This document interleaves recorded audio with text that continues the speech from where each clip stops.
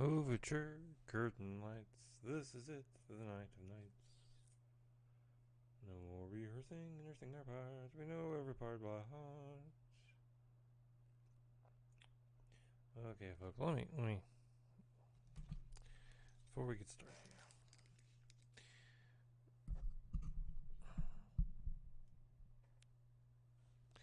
Let me make a quick assessment of, make sure that it will record. I'm just going to, be a little bit paranoid here that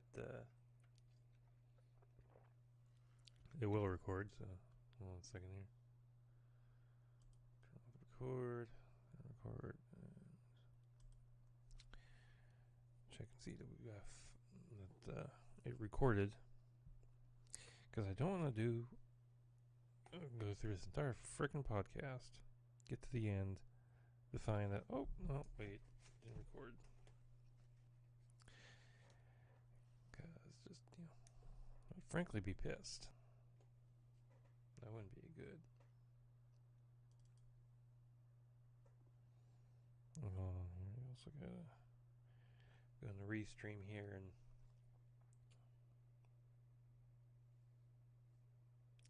update my titles.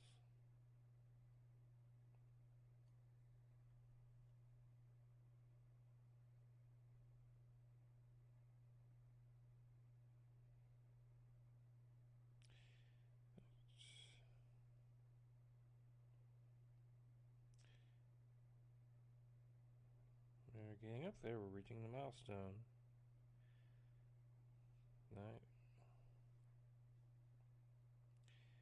We're doing episodes 98 and 99.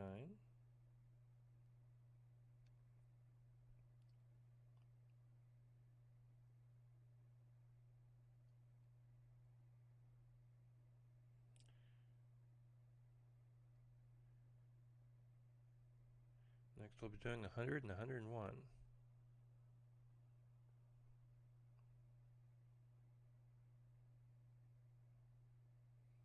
Let's see, okay, we're good there. Need to open my little Twitch dashboard here.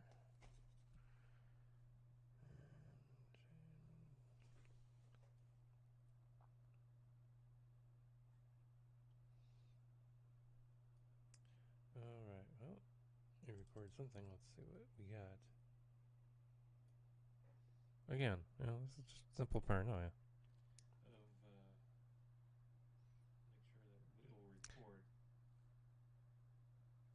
I'm just going to, be a little bit paranoid here that it will record.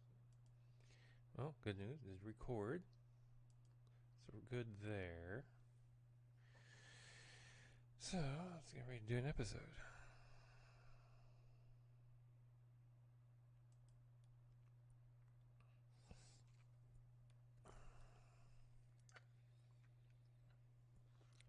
Me me ma mo moo, me me ma mo moo, me me ma mo moo.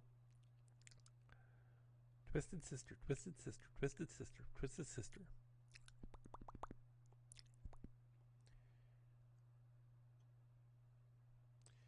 All right.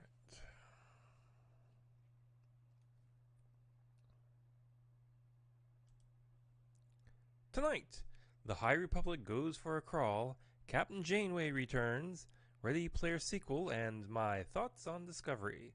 All that and more on this sci-fi edition of Multiverse. Hold on. I forgot one thing. Let's change my mini deck here to the right setting. Okay, let's try this again. Tonight, the High Republic goes for a crawl, Captain Janeway returns, a Ready Player sequel, and my thoughts on the new season of Discovery. All that and more on this edition of Multiverse Tonight! Comic books, sci-fi, fantasy, and more. If you're looking for a roundup of geeky news, you're in the right place. This is Multiverse Tonight.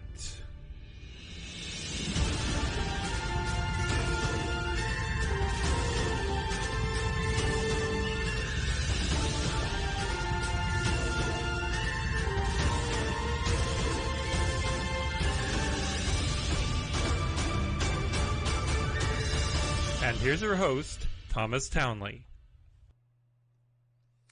Hello, everyone, and welcome to episode 98 of Multiverse Tonight. Look at that.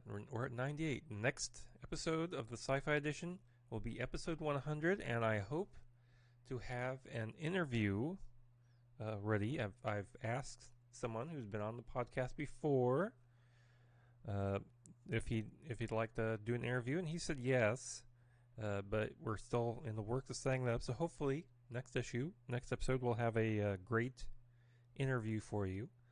So I'll start this off with what have been your thoughts on the Discovery on the season premiere of Star Trek Discovery? So far, this is the non-spoiler part. So far, I thought it was much better than the first two seasons. They seem to be getting a little better with their story and everything each season, but I do have some thoughts, and so I thought I'd leave them for the end of the show after the closing music, so stick around. I'll try to cut the closing music short and give you some spoiler-rific thoughts. But anyway, let's go into the news with some Star Wars news.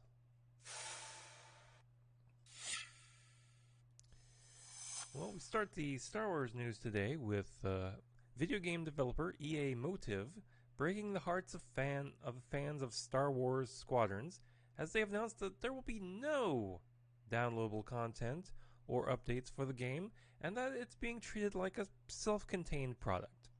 Star Wars Squadrons creative director Ian Fraser told Upload VR, quote, "Never say never, so to speak, but as far as our philosophy goes, we're not trying to treat the game as a live service. We don't want to say it's almost done and then dribble out more of it over time, which, to be honest, is how most games work these days. So we've tried to treat it in kind of an old school approach saying, you've paid the $40, this is the game, and it's entirely self-contained. We're not planning to add more content, this is the game, and we hope you understand the value proposition," unquote. Now, the game is out right now for PS4, Xbox One, and PC, and will be out later this year for PS5 and Xbox Series X. For an EA game, that's kind of that's a little bit refreshing because EA has been known for piling on the DLC to keep making money, like The Sims. I would love to play The Sims without having to shell out more and more to get more content, It would be nice, but anyway. Season 2 of The Mandalorian kicks off at the end of this month with new episodes released every Friday with the finale on December 18th.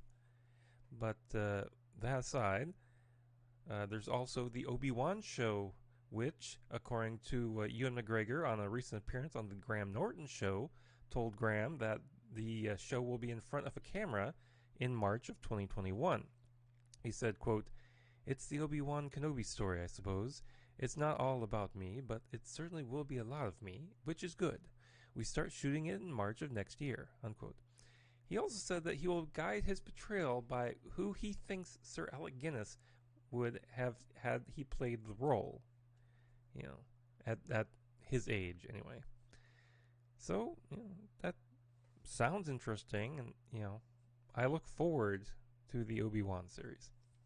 Now, we've got some more info about the stories that will be told in the new book From a Certain Point of View, Star Wars From a Certain Point of View, The Empire Strikes Back, which comes out on November 10th. Del Rey went to Twitter to give out short blurbs about the stories like 1. Imperial probe droids scour the galaxy searching for the hidden rebel base. Who exactly is watching, and what else might they discover in search of the Empire? At Kirsten White. And, there's a long list of these. I won't read all of them, so I'll just kind of skip through them.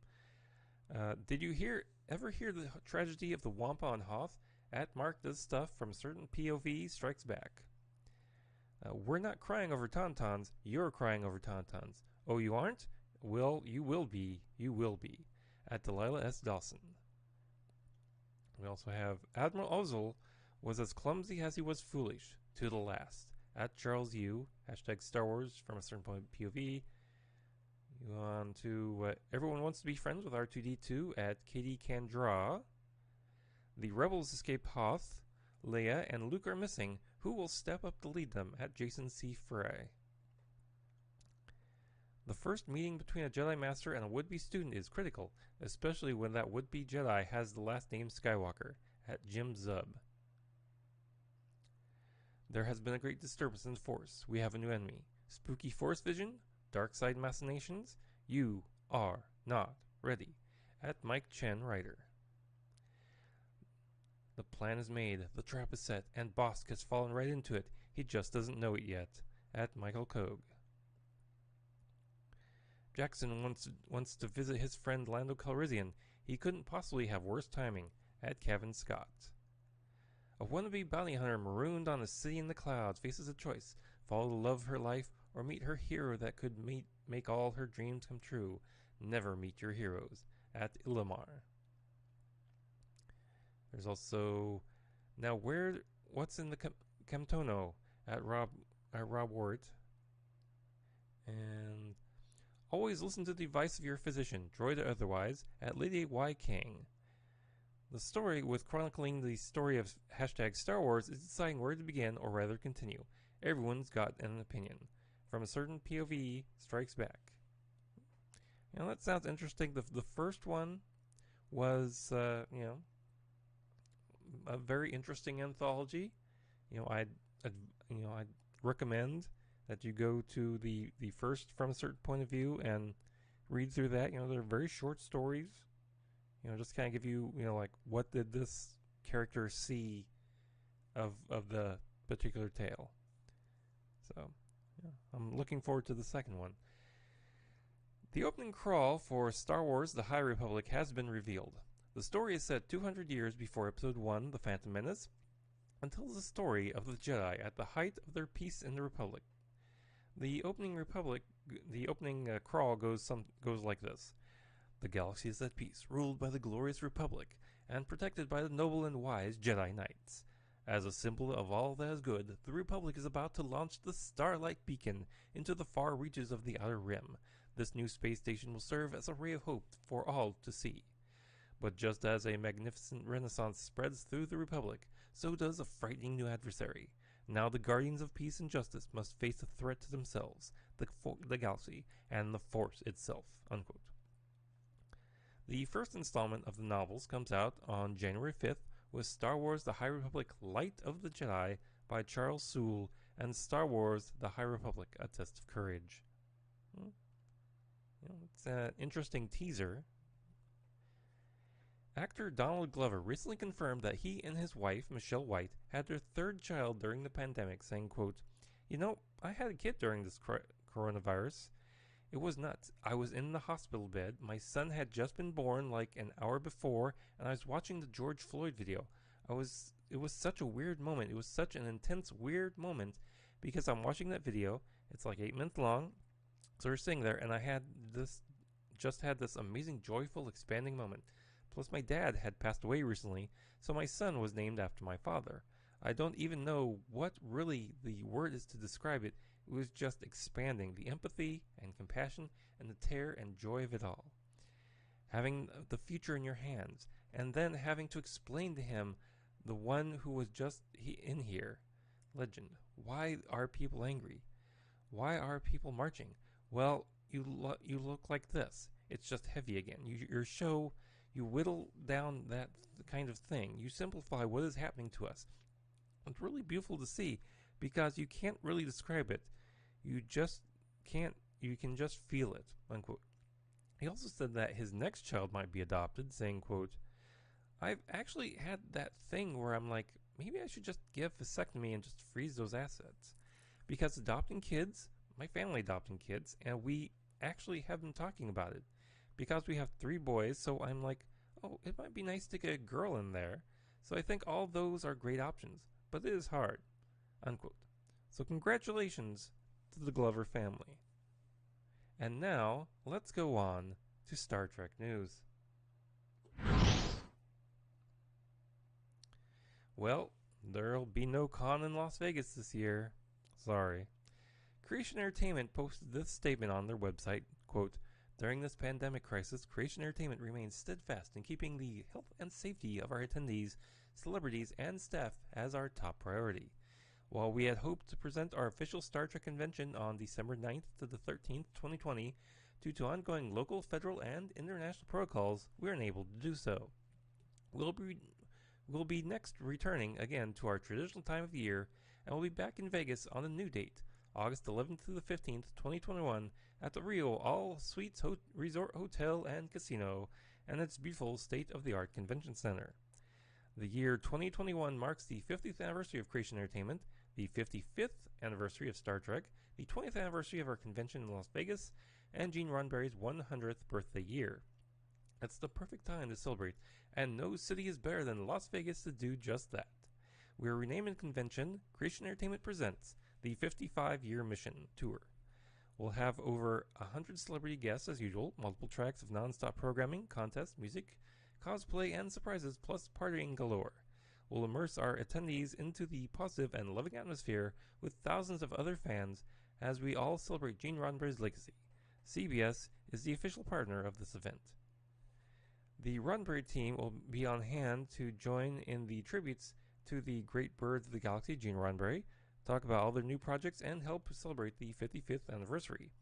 If you wish to hold your same reserved seat for general admission, you do not need to do anything. Your tickets and same seating will be transferred to the new 2021 date, and updated tickets will be sent to you via the email address you used at the time of purchase within a few weeks. Your 2020 ticket will no longer be valid. If you'd like a refund, please contact consumer.service@creationint.com. The deadline for refund requests is October 27th, 2020 at 3 p.m. And if you do not request a refund for the deadline, your admission passes, your a la carte photo op, and autograph tickets will be transferred to the new date.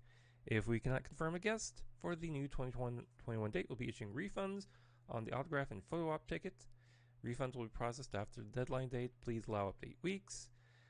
Being in Las Vegas for the week is our favorite time of the year, and while the extra waiting will be difficult, it will only make the actual gathering more exciting than ever. Look for the completed news site with confirmed guests so far to be launched by Monday, October 19th, 2020, which is the day we're recording this. Check it out because it's going to be the most outrageously fun week in Vegas yet. Until we can safely meet and celebrate in Las Vegas, thanks for your continued support. Your friends at Creation Entertainment, unquote. Well, I hope that they do manage to have one next year. Of course, I'll not be able to go. That's just too cost prohibitive unless you guys want to contribute, huge sums of money to send me there. Hint, hint. Anyway, let's hope that the pandemic has, calmed down by next August, that they can have this convention. Anyway, Lower Decks first season is done, and, frankly, I loved it. I thought it was a great show. So what will we see in season 2? At the New York Comic-Con virtual event, a panel discussion with creator Mike McMahon and the cast talked about season 2. Mike said about the season, quote, "It's even bigger and it's even funnier and it's still very Star Trek. We're very proud and we were very careful.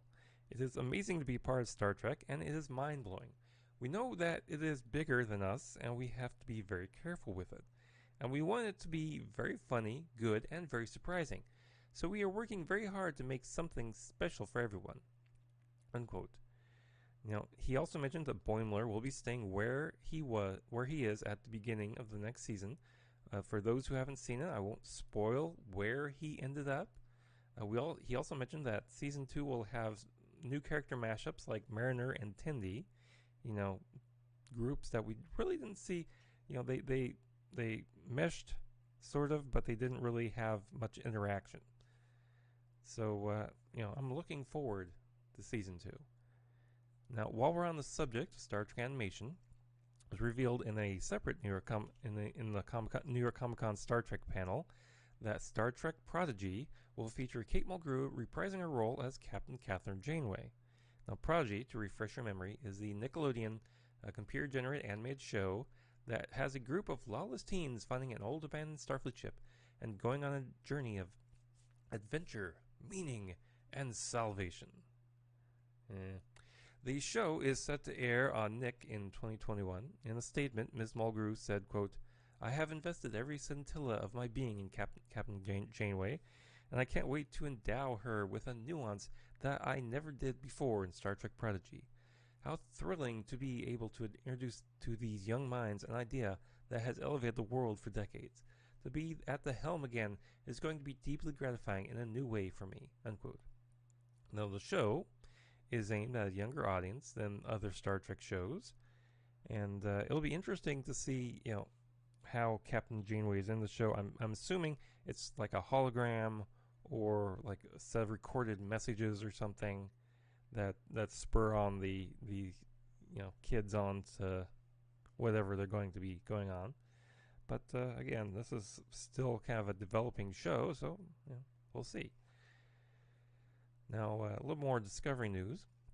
Discovery showrunner Alex Kurtzman said that despite the show now being set 930 years into the future from where Season 2 ended, the technology won't seem magical. Quote, "We always want to come up with the coolest ideas, and we usually try to come at them from a place of how does this play a part in our story. So usually the technology comes from a need that the story is telling us it wants to deliver. The temptation is you can do anything. The temptation is you can just say that anything is possible and the laws of physics don't apply anymore. While the crew definitely goes into a world where there's a tremendous amount of technology that they've never seen before, it's also equally important for us to have it feel grounded. So some of the technology defined is actually the evolved versions of technologies they're already familiar with. That keeps it grounded in the language of Star Trek," unquote. As to who is captain at the beginning of the show, now it's revealed at the New York City Comic-Con Trek panel that it's not a settled matter at the start of the season. Doug Jones, who plays Saru on the show, said, quote, "We don't know right away. The captain's chair is open, and it's a big question, and that Burnham and Saru are both equally capable and qualified for it, and both equally wanting the other one to have it. The other thing that remains when we get to the future is the Federation intact? And is it in a place where they would assign a captain from the future, or do we self-govern? All those questions remain into those first couple of episodes," unquote. Now, Star Trek Discovery has been renewed for a 4th season. That was to be expected, and on the soon-to-be Paramount Plus network. And production of that season will resume the day before Election Day here in the United States, November 2nd. So get out and vote, and then go watch some Discovery. Now, also revealed at NYCC was that we are apparently in a new golden age of Star Trek content that will last for at least the majority of this decade. Now, they said, quote, this was revealed by, of course, showrunner Alex Kurtzman. He said, quote, Heather Kadeen and Aaron Byers, who work with me at Secret Hideout, we literally just got off a call before with the network, mapping out with us through 2027. When I say that, it's not like it's set in stone. It's just, okay, here's a plan. Here's what we're looking. Here's how the different shows are going to drop. Now, consider that it takes a year, unquote. Now, consider it takes a year from start to of production to airing, so you have to plan anyway in advance to get these things done, and you have to stay on top of the zeitgeist and make sure what you're doing is relevant, unquote. He also thinks that Discovery could go on for years, even past the 7-year point, saying, quote, I'm going to say in all honesty, there are years and years left on Discovery. I think that because, first of all, Star Trek in general has a long history of going 7 seasons minimum. And we just jumped into the future, and in a way, it's not that it's a brand new show, but it's a whole set of variables with a whole new set of ideas and stories. I don't think we limit ourselves to thinking, oh, we've capped at this place. I'll tell you then what the show starts to feel stale to us, we'll be rallying to stop it. But for now, it doesn't feel like we're running into a shortage of stories, unquote. Now, he also touched upon the difficulties of production in the era of COVID-19, saying, quote, we just started shooting a new show, Clarice, and it's been a real learning curve in the 3 days that we've been doing it. The good thing is that it's very doable, but it's a highly militarized operation. Everything is slower. Between testing and your set, it doesn't function like it used to function. There are groups that are vetted by the unions, pods within the groups themselves. There are rotations in and out of people, so that if someone gets sick in your pod, the pod just gets removed and another pod gets pushed in. But it doesn't infect the whole group. It is a massive, massive operation, and we haven't even got started that yet on the Star Trek shows. Unquote. You know, here's hoping that everyone stays safe, gets these things produced, because frankly, we need the content. So here's hoping. But that finishes off Star Trek news. So let's see what's in the geek news bag. Doctors 10 and 13 will be meeting in a video game from Maze Theory and BBC Studios. Doctor Who: Edge of Reality is coming for PC and consoles in the spring of 2021. Now, the game, of course, will star David Tennant and Jodie Whittaker. The game will be a reimagining and expansion of the Doctor Who VR game, Doctor Who: The Edge of Time. According to the press release, quote, a console and PC adventure across space and time, built with current and next-generation consoles in mind. Doctor Who: The Edge of Reality features new worlds to explore, new puzzles, new challenges, and new gameplay. An original Doctor Who story uncover a universe spanning the threat as you seek to save reality from a series of time-breaking glitches. Continue the story that began in Edge of Time and partner with the Doctor to unearth a greater mystery. New enemies and AI come face to face with classic Doctor Who monsters, including the Daleks and the Weeping Angels. Experience the metal-clad terror of the Cybermen and more foes yet to be revealed. Also announced was a mobile and Nintendo Switch game called Doctor Who: The Lonely Assassins. The game is, quote, a found phone experience and tasks players with investigating the house that was in the Doctor Who episode Blink. So don't turn your back, don't look away, and don't blink. Now, it'll arrive on the Nintendo Switch, iOS, and Android devices in the spring of 2021. The Wrap reports that Legendary Pictures has nabbed the rights to classic sci-fi character Buck Rogers. The studio, which is behind the new version of Dune and Jurassic World, is hoping to modernize the character, and they're working on multiple outlets for the character, including film, TV, and an animated series.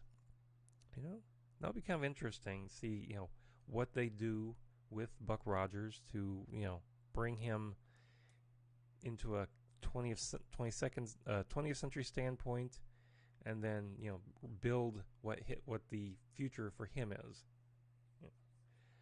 The much anticipated sequel to Ernest Cline's novel, Ready Player One, will be out next month, and at a panel at New York Comic Con, the author revealed the synopsis for the book, saying, quote, are you ready?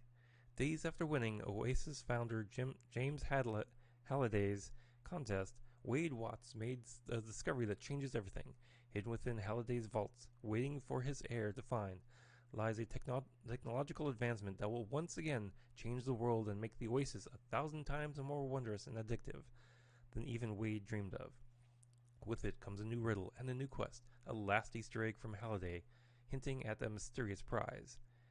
And an unexpected, impossibly powerful, and dangerous new rival waits, one who will kill millions to get what he wants. Wade's life and future on the Oasis are again at stake, but this time the fate of humanity also hangs in the balance. Lovingly nostalgic and wildly original as only Ernest Cline could conceive it, Ready Player 2 takes us on another imaginative, action-packed adventure through his beloved virtual universe, and jolts us thrillingly into the future once again, unquote. Now, Ready Player 2 will be out on November 24th. I still haven't gotten around to reading the first novel. I will admit that. So I need to do that so I can read the second one, because it sounds interesting. What can I say? The Hunger Games prequel book, The Ballad of Songbirds and Snakes, will be made into a movie. At New York Comic Con, it was revealed that, quote, we'll see the evolution of Snow, and that's interesting, but to me, the more interesting part was seeing the evolution of Panem and seeing the Hunger Games in its 10th year and seeing how rudimentary it was. Publisher David Leviathan shared. He went on saying, quote, and seeing how all the themes and all the ideas that we'll see later in the trilogy are having their origin story, when you see them in the trilogy, it's a foregone conclusion. The Hunger Games is what it is. It's evil. It's punitive. But seeing where it didn't have to go in that direction, seeing how it sort of wobbled, and seeing how the forces pushed it into existence, that was fascinating to me because there are lessons to be learned about human nature and about societies and governments that we would really do well to listen to. Now, everybody at first thought it was going to be a fallen angel story, like Snow's going to be a hero, and then something happens and he becomes bad. What Suzanne shows is that it's so much more complicated than that. His personality was what it was, but it was outside forces that either amplify pieces of who you are or help you go a different direction. You see a tug of war in this book, unquote. Yeah. I was never a fan of the Hunger Games books, I'll admit that. I didn't read them. I watched the first movie. It was okay. But this sounds like something, if you're a fan of the Hunger Games, this sounds like something that'll give you a lot of, kind of backstory. Anyway, that brings us to the end of the sci-fi news for this week. Now be sure to check us out on social media. We're at Twitter at Multiverse Tom. We're also on Facebook and Instagram as well. And if you'd like to contribute some money, please visit mtpodcast.com to go to the Coffee, Patreon, and Glow.fm links as well. Or go over to Multiverse Tonight and hit the Support Me link at the top of the page. And be sure to visit multiversetonight.com to check out the affiliate marketplace links, the link to the TeePublic store, our show notes, and so much more. And if you're a subscriber, please be sure to share it with your friends, Sharing is caring. And if you're brand new to the show, please be sure to subscribe. Leave us with some feedback. Let me know how we're doing. If you'd like to record some, well wishes for episode 100, do that. Send that in. I'd love to play that on the next podcast. Special thanks to Shane Ivers for our intro music and Lobo Loco for the outro theme music.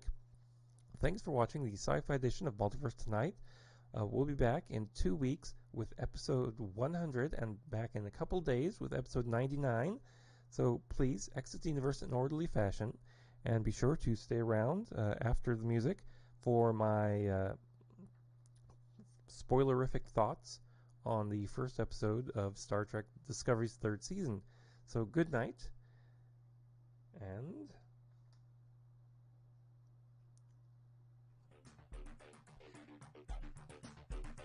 Multiverse Tonight is a production of Half Big Genre Productions, copyright 2020, all rights reserved.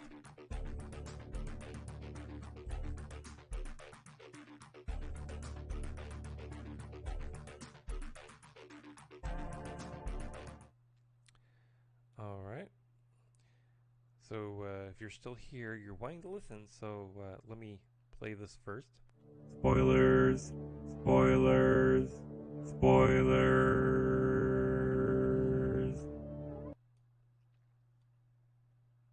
Yeah, that's right, folks. You've been warned. And you've waited, so here are my thoughts on the season premiere of Star Trek Discovery. The big plot of the season is all about the after effects of an event that happened over 100 years before Michael lands in the future called the Burn, which sounds like a venereal disease, but we'll go past that. The Burn apparently was when the galaxy's dilithium all went boom, destroying most of space travel, lost spaceships. And I can accept that. It makes this a rarity, but I hate to say this. But dilithium didn't power all the space travel in the galaxy, in the Star Trek universe. Now, if there's very little dilithium, for example, wouldn't the Romulans have taken over a lot of space? Because fans of Star Trek will remember that the Romulans used miniature black holes to power their warp drives, not dilithium. So the Romulans should be everywhere in the future, because they would have you know, they would have no problem going all over the place. So the Romulan Star Empire should be reborn and be like pretty much up to Earth at that point. Also, it's highly doubtful that Zephyr Cochrane used dilithium, since it's not really present on Earth that we know of. Of course, dilithium was created for Star Trek because they wanted something more than that. If you remember in the first Captain Kirk episode, where No Man's Gone Before, where they went to when they went through the galaxy barrier, they went to a lithium cracking station. Lithium. So, if they had not decided to go for something more science fiction-y like dilithium, this ship would have been running on lithium. So let's assume that's correct, and the Zephyr Cochrane's ship ran on lithium. Well, I'm sure they could probably go around the galaxy looking for lithium. It might not be as powerful, but let's say lithium at least could get you to warp 4. That's better than nothing. Anyway, I've even gone on a tangent from where I was with this little commentary. Now, so in this 100-year time span, you're telling me the Federation hasn't come up with anything else to power warp drive? I mean, 100 years is more than enough time for the finest minds of the Federation to come up with, something else that would work, that they could use to power their ships. I mean, I know in the episode they mentioned, all the other different ways you can go faster than light. But still, they should have something. By the way, the Federation has all sorts of knowledge, including knowledge of the transwarp conduits that the Borg used. So couldn't they use that? They also have Discovery Spore Drive, even if it's something that is deep down in like the archives. I'm sure when this happened, Starfleet would have started going through the archives. Okay, what do we have? What experiments have sort of worked but didn't quite work because they were just too expensive. Let's try everything. Certainly by the point that the Discovery shows up, they would have something for this travel. But that being aside, they need, this is a fictional show, and you need something, you need a reason for the Discovery to say, oh, we're needed. Otherwise, remember, they were just going to go to Terrelysium and live out the rest of their lives there. So otherwise, it's a good, fine start. I'm sure that the plot of the whole season will be, rediscovering faster, fixing the burn, finding something for warp travel, fixing the Federation, rebirthing it, so to speak, and bringing the galaxy back together. I'm sure that's the whole point. So anyway, that's my thoughts on the pilot, the season 3 episode, starting episode. And I might do this again for later episodes in the season if I have any thoughts. And if I do, I'll tell you at the beginning of the show. So good night, and I'll see you in the comic book edition.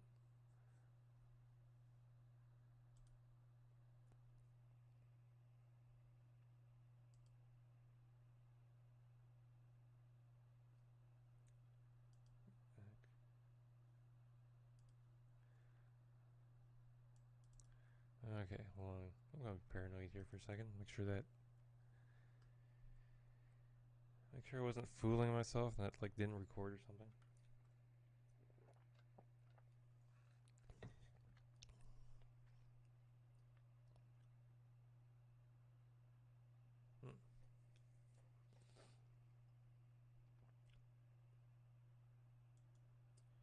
Alright, bye-bye. 34 minutes, 55 seconds. There it is. It is what it is. What it is. And I'll thank you.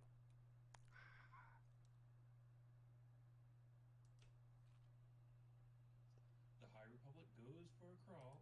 Admiral Ozzel was as clumsy as first. Tonight! The High Republic goes for a crawl. The High Republic goes for a crawl. Inner forward. Now the other opens at your Comic-Con virtual event, Geek News Bag, and Dangerous New Rivalry. Something 2 weeks with episode of Star Trek.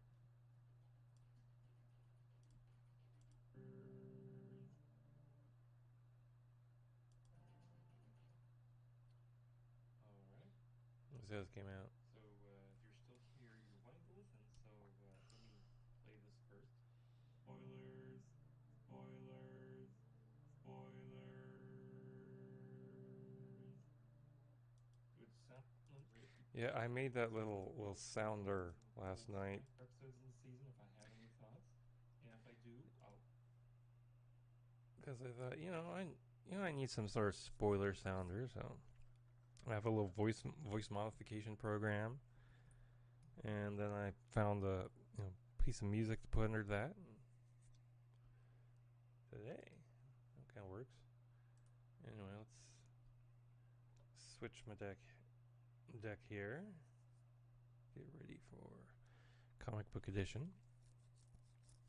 Well, that went around pretty well.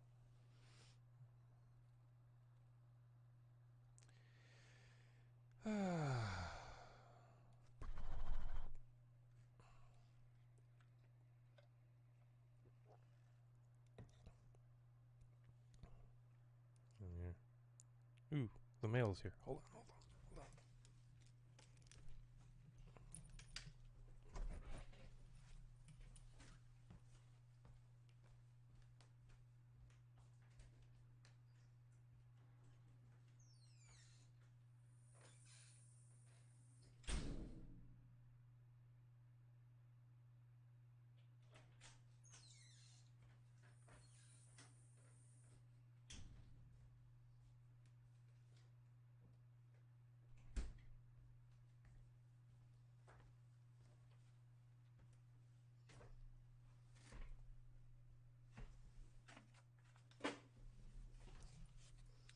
Oh, look at here.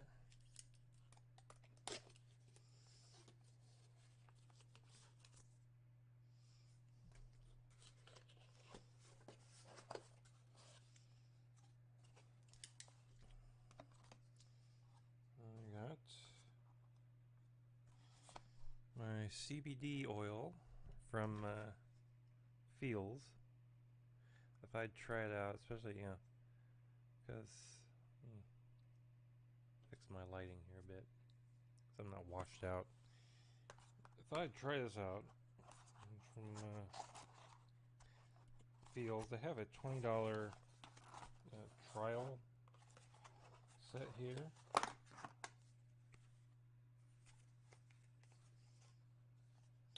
So if I'd try that out and see how I react to it.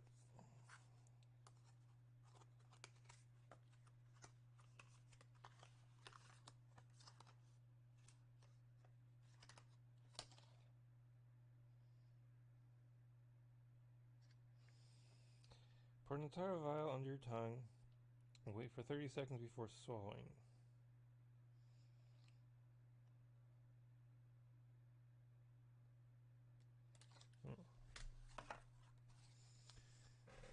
Might save that for election night.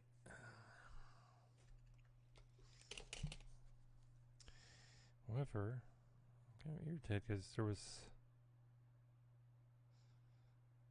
stuff that's supposed to come in the mail. Let's see if arriving today by 8.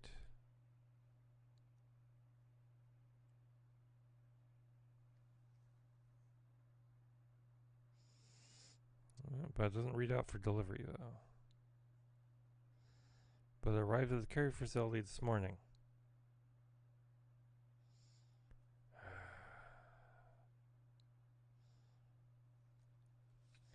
Thanks, Trump, for screwing up the mail service.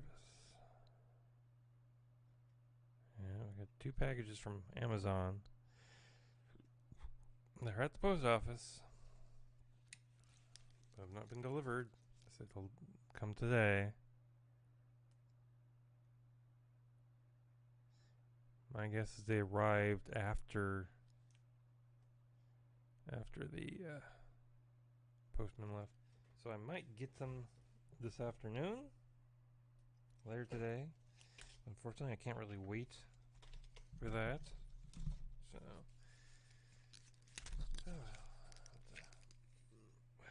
deal with it later.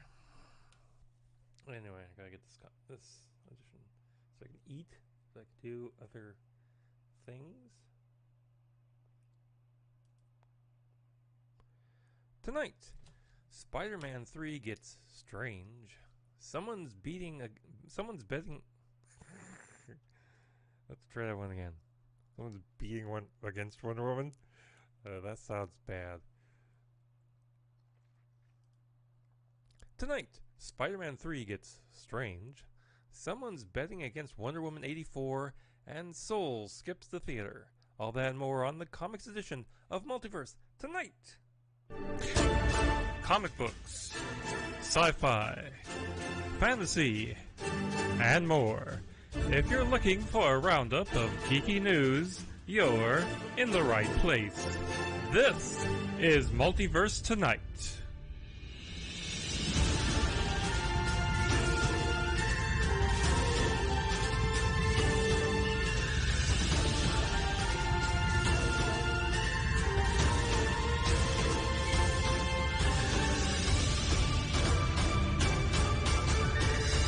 And here's your host, Thomas Townley.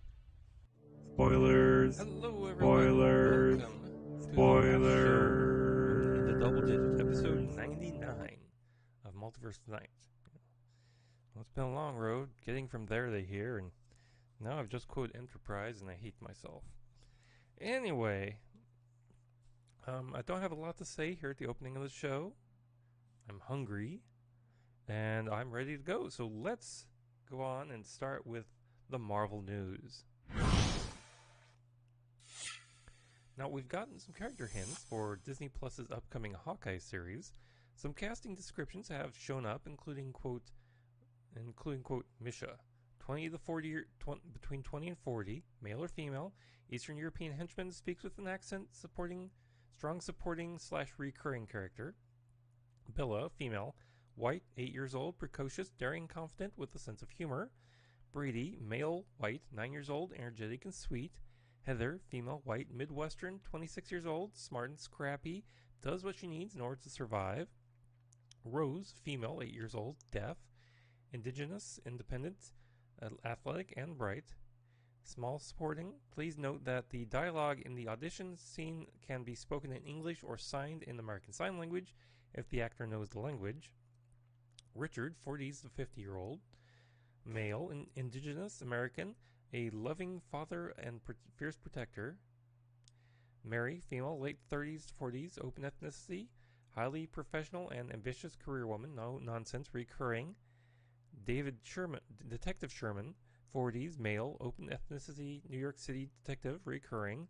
Alex, female or male, 30s to 50, a sincere but funny oddball with an obsession for the fantasy sci-fi genre. Now, make of that list what you will. You know, it's basically just a kind of open casting call.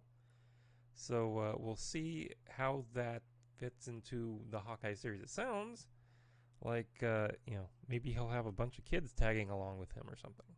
Or maybe those are just the ones at home. Who knows?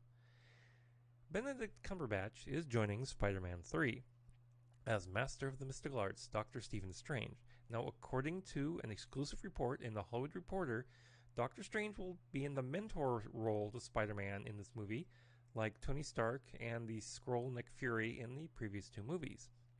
Now, if you remember, in the last comic book episode of my podcast, we got the news that Jamie Foxx had joined up on the movie as well. Spider-Man 3 is due in theaters December 17th, 2021, and then Doctor Strange will be appearing in the sequel to Doctor Strange, Doctor Strange in the Multiverse of Madness a few months later in March 25th of 2022. So that sounds interesting. I hate to. At some point, I guess if they do a fourth Spider-Man movie, I'd love to see just Spider-Man standing alone. You know, on his own 2 feet without having a mentor nearby. But I guess it's what it is. So we'll just go on. Now, while we're on casting news, if you'll remember, again in the last edition of the podcast, I talked about Tatiana Maslany being cast as She-Hulk for a new Disney Plus series. Well, Tatiana is denying the report in an interview with the Canadian newspaper, the Sudbury Star. She said, quote, "I was hoping to ask you about some of the stuff you've got going on too. Obviously, you're the new She-Hulk, which is the paper asked this question, of course. I was hoping to ask you about some of the stuff you've got going on too. Obviously, you are the new She-Hulk, which is a pretty big deal." Answer, she said, that actually isn't a real thing. It's like a press release that's gotten out of hand. It's totally not. I've been connected to these things in the past, and press has gotten onto it, but it's not actually a thing, unfortunately. The questioner said, "Seriously? I think I even saw it on the BBC, like serious news outlet." She responded, quote, "Yeah, I don't know how these things get. I don't know. You know better. I have no idea," she laughed, unquote. So I guess it's up to you and me to suss this out. Is she telling the truth? Or is she just trying to keep it a wrap for an announcement at a later date? Inquiring minds want to know. IDW's Captain Marvel series, Marvel Action Captain Marvel, will be relaunching in 2021. Writer Sam Meigs and artist Sweeney Boo are returning with art by newcomer Isabel Escalante. Now, Escalante will be handling the first two-part story with Boo coming in for issues 3 through 5. Sam Meigs said in a statement, quote, "Writing for Carol, who always has been and always will be my favorite superhero, has been a career highlight, and I'm so thrilled to continue her story with the amazing team at IDW. Carol is powerful, self-assured, and independent, but there's still so much she can learn about playing well with others. One of my favorite things about writing Carol's Marvel action adventures has been delving into her relationships with other heroines, and we'll be continuing that theme in this new series," unquote. TMZ, I know I don't often quote from TMZ, but this is a really interesting story. TMZ reports that the original cover art for the Punisher's first appearance in Amazing Spider-Man number 129 will soon go up for auction at Comic Connect at the end of November and is expected to go for millions of dollars. The art had originally been sold to a private collector by co-artist Gil Kane and is estimated to be worth $2 million. So it'll be interesting, very interesting, to see what this eventually goes for. Now, in an effort to inform people about mail-in balloting, a collection of actors and comedians got together for a new video with Represent US, and they did it in the nude. The video features Mark Ruffalo, Tiffany Haddish, Amy Schumer, Josh Gad, Sarah Silverman, Chelsea Handler, Ryan Bathy, and Naomi Campbell. The nudity had a point, as is to remind you that some states make you put the ballot in 2 envelopes, and that just using one will get your ballot labeled as a naked ballot, which will be tossed out. I'll have a link to this video in the show notes. Patton Oswalt says that Hulu's MODOK would be out as soon as the beginning of 2021. The comedian, actor, and executive producer told Collider, quote, "The episodes have been written, they've been recorded, now they're being animated. And because we committed very hard to the stop-motion aspect to it, and we're really packing every frame with crazy detail, it's looking like it'll be early next year, but I don't know the exact date yet," unquote. I'm really looking forward to this. It'll be interesting to see how this plays out. And finally, in Marvel news, with the Eternals movie being delayed, the release of the new Eternals comic relaunch has also been pushed back. Marvel has pushed back the release of Eternals #1 to January 6th, 2021. The movie itself has been rescheduled for November 5th of 2021. Your mileage may vary. Now, let's go on to the DC comic news. Michael B. Jordan will be producing the Static Shock movie alongside scribe Reginald Hudlin via Jordan's Outlier Society production banner. Now, in a statement with the Hollywood Reporter, Jordan said, quote, "I am proud to be a part of building a new universe centered around black superheroes. Our community deserves that." Outlier Society is committed to bringing to life diverse comic book content across all platforms, and we are excited to partner with Reggie and Warner Brothers on this initial step, unquote. Now, not only is DC making a Static Shock movie, Hudlin will also be writing the new Static Shock digital comic series under the Milestone banner starting in February. Black Adam has cast actress Sarah Shahi in an unnamed role. According to the Deadline, she will play, quote, "university professor and freedom fighter leading the resistance in Kandak." Sarah Shahi might be best known for her role in Person of Interest. Ruby Rose, the Batwoman of Season 1 of the Arrowverse's Batwoman show, has finally elaborated on why she left the series. Speaking with the Jess Cagle show, she said, quote, "It wasn't that. That definitely made going back to work so quickly tricky, but they really accommodated trying to help me out as the best they could going back so early because we wanted to obviously meet the release date of the show. I think what played a big part was more we got shut down early. We didn't get to finish the first season, which is such a shame, especially for a first season show. And then we went into lockdown with COVID, and thinking of it in quarantine and lockdown, there was a lot of thought and reflection, and kind of everyone did it. We all kind of thought about where we're at, and so Warner Brothers and producer Greg Berlanti and we were discussing the show, and we had a conversation. I had a great time on Batwoman. I am so proud of what we achieved. We set out to achieve something pretty significant, the first ever live-action Batwoman and the first ever out gay superhero, her and Kate Kane. And I loved the character and the whole experience, but we did have a discussion, and we sort of mutually agreed that probably what was best for the show at the time was that they go in a different direction, and I go in a different direction. It was tough, because it was sad, because we will love each other, but also it made sense for so many different reasons. And I think at the end of the day, I'm really excited to watch season 2. I think the show is great. I love the cast. I'm still in contact with everyone, but it was a decision that we talked about, we discussed, we slept on. But at the time, with all that reflection, it just seemed like the right thing to do, unquote. Now, she also said she was proud of the work she did on the series, but she feels her leaving was best for the show. Now, speaking of the CW, maybe the CW should restart production on a second season of Swamp Thing. The series, which lasted only one season on the DC Universe app, has been reused on the CW as the network is buying time for its regular shows to get episodes made for air. Now, according to TV Line, the series is actually doing great numbers on the CW's Tuesday night, giving them the largest audience in that time slot since May 19th, which was an episode of DC's Supergirl, or Stargirl, excuse me. Now, I'd say maybe they should throw a few shekels into the Swamp Thing pot and see where that goes. Now, there's also good news on the filming front. Lucifer Season 6 has officially started filming.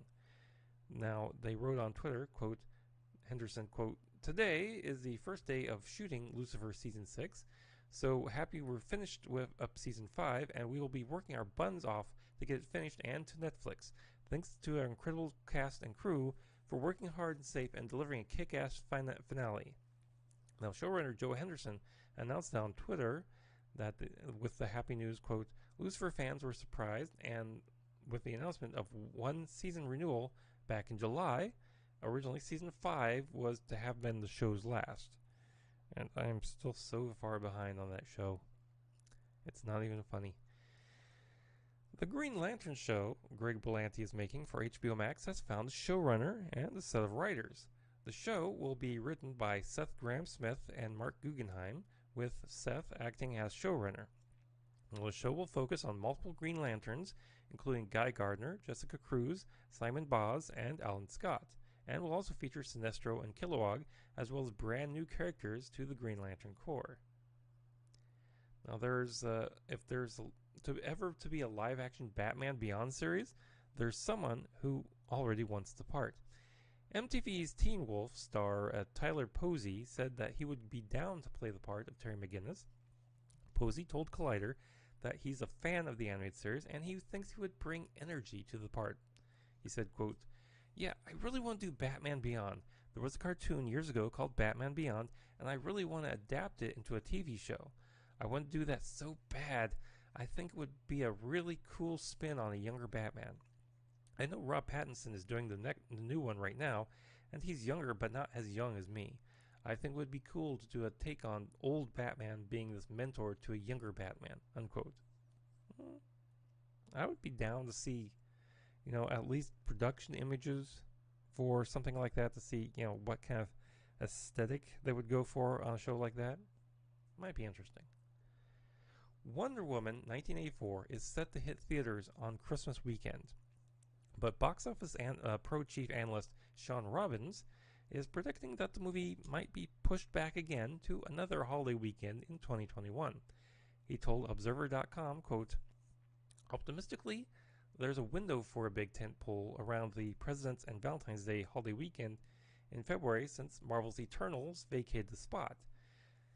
That would be a good fit if the fall and winter fight against the virus goes better than expected, and New York alongside Los Angeles reopens theaters by then," unquote. Now, Robbins also added that another good weekend for it to land on would be the weekend of June 11th. Do you think they'll delay Wonder Woman a little bit longer to get theaters, back open again before they put this out? Because remember that the Cineworld Regal theaters across the United States are shut down, and so you have a lot less box office traffic right now. So, what do you think? Let's go on to the geek news. Cassandra Peterson, aka Elvira, Mistress of the Dark, alongside Dynamite Comics, has launched a Kickstarter for a new comic described as, quote, "Dynamite is the proud publisher of Elvira Comics, and we've been having a deadly delightful time bringing her into our four-color world. Since the beginning, writer David Avalone has worked with Cassandra Peterson to really hone in Elvira's voice and make it the great comic series it is today. When it came time to create another Elvira comic, we here at Dynamite decided it was time to pull out all the stops and combine the talents of David and Cassandra to make an Elvira comic that really services the fans. This fall, Dynamite presents Elvira, the Omega Ma'am, an epic 48-page comic event that sees Elvira waking up in the midst of a quarantine apocalypse. Timely, we know. Watch Elvira's adventures as she makes new friends, confronts new fiends, and tries to find her way into the figurative and literal land of the living," unquote. The project has less than 25 days to go and has made its goal of $6,666 several times over. So, it's going to be made. Disney Pixar's upcoming movie Soul has been diverted to Disney Plus instead of hitting theaters. The film will arrive on the streaming service just in time for kids to unwrap the presents on Christmas Day. And now in international markets, it'll still be released theatrically. Soul is about a band teacher named Joe Gardner, played by Jamie Foxx, who gets the chance of a lifetime to play in the best jazz club in town until he takes a wrong step and ends in an out-of-body experience. The film is co-directed by Pete Docter and Kemp Powers, and also stars Felicia Rashad, Amir Questlove Thompson, Angela Bassett, and David Diggs, and it features music from Late Show bandleader John Batiste and a score from Trent Reznor and Atticus Ross. You know, the previews I've seen for this, really seem interesting. I'm really looking forward to seeing this movie. You know, and by Christmas, I think we'll need something to distract us. Heavy Metal is launching its own creator-owned comics imprint called Magma Comics. They've hired former IDW Publishing managing editor Denton J. Tipton to run it with an eye on launching in spring of 2021. Now, Magma will offer what Heavy Metal is calling original and sophisticated genre fiction from creators like Doctor Who writer Paul Cornell, Captain America artist Butch Guice, and model Jade Langier. The first few titles for the imprint are Chasing the Dragon by J. Tipton, Menton 3, and Gilles Kano, launching at the end of February. Ember Blake by Jade Lagier, Butch Guice, Dan Brown, and Jill Lazcano, a graphic novel due at the end of March, and The Modern Frankenstein by Paul Cannell, Emmy Vellecci, and Pippa Boland, and with Sam Boland due out at the end of April. At New York Comic Con, TV series creator Robert Kirkman said that the animated show will have the same flavor as the original comics. The 8-part series... Hold on, people.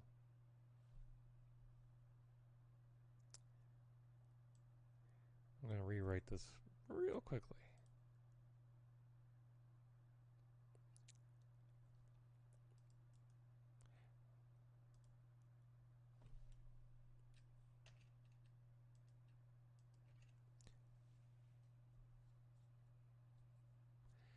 At New York Comic Con, TV series creator Robert Kirkman said that the Invincible animated show will have the same flavor as the original comics.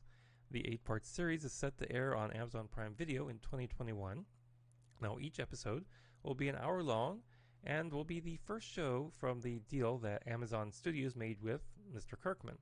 Invincible is about Mark Grayson, played by Stephen Yeun, who would be a normal teen if not for the fact that his dad is the most powerful superhero on the planet.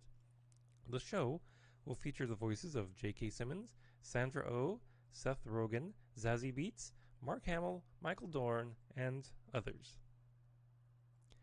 Netflix says thanks, but no thanks, to a series based on Mark Millar's comic, The Magic Order. The project had been in early pre-production in Prague with a targeted 2021 start.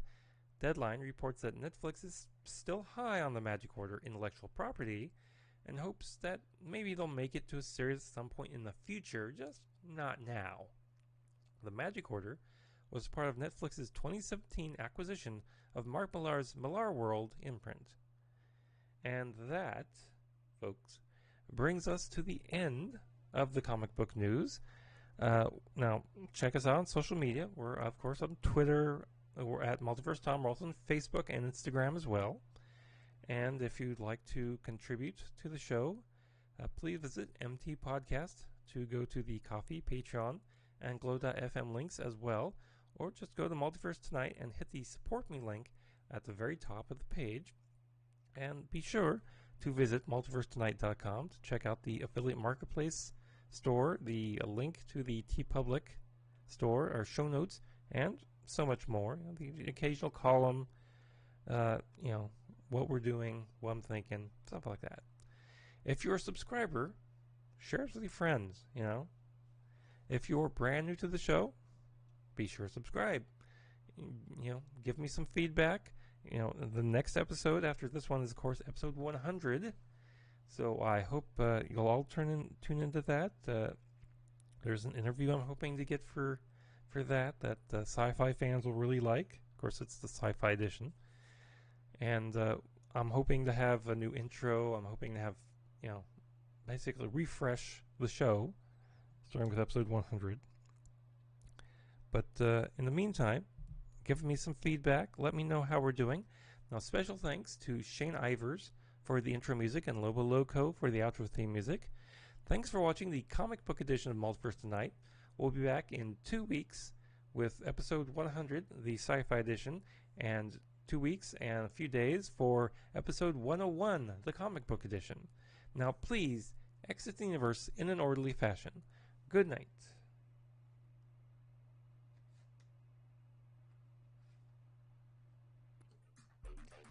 Multiverse Tonight is a production of Half Baked Genre Productions, copyright 2020, all rights reserved.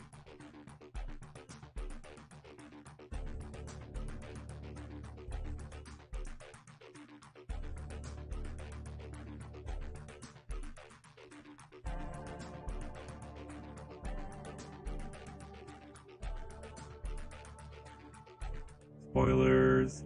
Spoilers. Spoilers.